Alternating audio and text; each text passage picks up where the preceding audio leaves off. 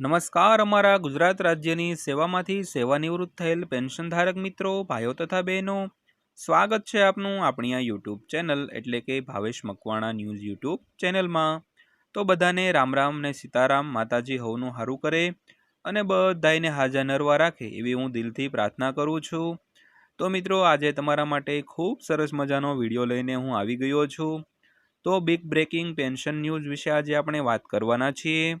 તો ગુજરાત રાજ્યની સેવામાંથી સેવાનિવૃત્ત થયેલ 65 વર્ષથી ઉપરના પેન્શનરો માટે સરકારે કરી છે આ ખાસ પ્રકારની જાહેરાત।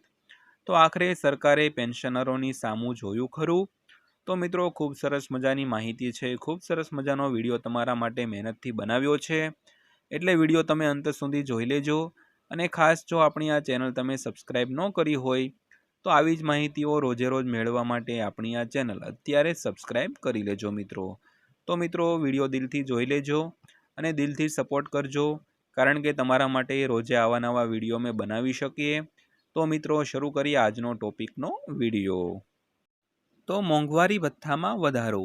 કેન્દ્રીય કર્મચારીઓના મોંઘવારી ભથ્થામાં વર્ષમાં 2 વાર સુધારો કરવામાં આવે છે। તો સરકાર છેલ્લા 6 મહિનાના એઆઈસીપીઆઈ ડેટાના આધારે નિર્ણય લે છે, તેમજ તાજેતરમાં ડિસેમ્બર 2024 સુધીના એઆઈસીપીઆઈના આંકડા જાહેર થઈ ગયા છે, જેના કારણે ડીએ કેટલો વધશે તેની પુષ્ટિ થઈ ગઈ છે। આ સાથે બાકી રકમ અપડેટ અંગે પણ એક મોટું અપડેટ આવ્યું છે, જે અમે તમને નીચેના સમાચારમાં જણાવીશું। તો 1 કરોડથી વધુ કેન્દ્રીય કર્મચારીઓ અને પેન્શનરો માટે સારા સમાચાર છે। ખરેખર સરકાર હોળી પહેલાં કર્મચારીઓના મોંઘવારી ભથ્થામાં વધારાની જાહેરાત કરી શકે છે, તેને કેબિનેટની મંજૂરી પણ મળી શકે છે। તો ડિસેમ્બર 2024 સુધીમાં એઆઈસીપીઆઈ ઇન્ડેક્સનો આંકડો 143.7 પોઈન્ટ હતો, જે કુલ ડીએ સ્કોર 55.99% પર લઈ ગયો, જે પુષ્ટિ કરે છે કે મોંઘવારી ભથ્થામાં 3%નો વધારો નિશ્ચિત છે। જો આવું થશે તો મોંઘવારી ભથ્થું 53%થી વધીને 56% થઈ શકે છે। ત્યારબાદ વાત કરીએ તો 56% મોંઘવારી ભથ્થું માન્ય। સરકાર વર્ષમાં 2 વાર મોંઘવારી ભથ્થામાં ફેરફાર કરે છે। તમને જણાવી દઈએ કે ડીએની ગણતરી છેલ્લા 6 મહિનાના સરેરાશ એઆઈસીપીઆઈ ઇન્ડેક્સના આધારે કરવામાં આવે છે। તો ડિસેમ્બર સુધીના એઆઈસીપીઆઈ આંકડાઓના આધારે મોંઘવારી ભથ્થું વધીને 55.99% થયું છે।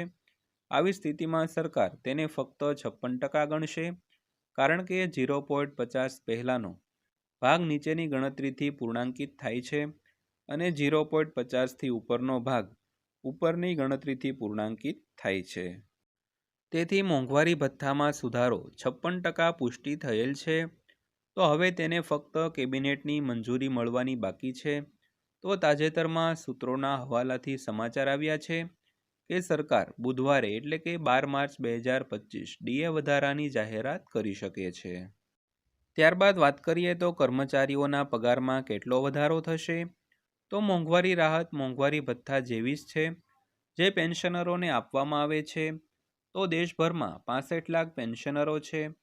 જો ડીએડીઆરમાં વધારો થશે તો તેની અસર પેન્શનરોના પગાર પર પણ પડશે મિત્રો। તો આ દિવસથી મોંઘવારી ભથ્થું લાગુ થશે। જ્યારે પણ મોંઘવારી ભથ્થું જાહેર કરવામાં આવે છે ત્યારે તે જાન્યુઆરી અથવા જુલાઈમાં જ લાગુ કરવામાં આવે છે। માર્ચમાં તેની જાહેરાત થઈ હોવાથી છેલ્લા 2 મહિનાના બાકી પગારનો પણ માર્ચના પગારમાં સમાવેશ થવાની ધારણા છે। તો 14 માર્ચે દેશભરમાં હોળીનો તહેવાર ઉજવવામાં આવશે। તો 12 માર્ચે સરકાર કેન્દ્રીય કર્મચારીઓને ડીએ વધારાની હોળી ભેટ આપી શકે છે। તો હાલમાં સરકારી કર્મચારીઓને 1 જુલાઈ 2024થી 53%ના દરે મોંઘવારી ભથ્થું મળી રહ્યું છે, જે હવે વધીને 56% થશે મિત્રો। તો મિત્રો, આ હતી આજની માહિતી પસંદ આવી હોય તો વિડીયોને લાઈક કરજો અને રોજે રોજ આવા જ વિડીયો જોવા માટે આપણી આ ચેનલને અત્યારે સબસ્ક્રાઈબ કરી લેજો। તો ફરીવાર પાછા મળીશું એક નવા વિડીયો સાથે, નવી માહિતી સાથે। ત્યાં સુધી સૌને જય હિન્દ, વંદે માતરમ।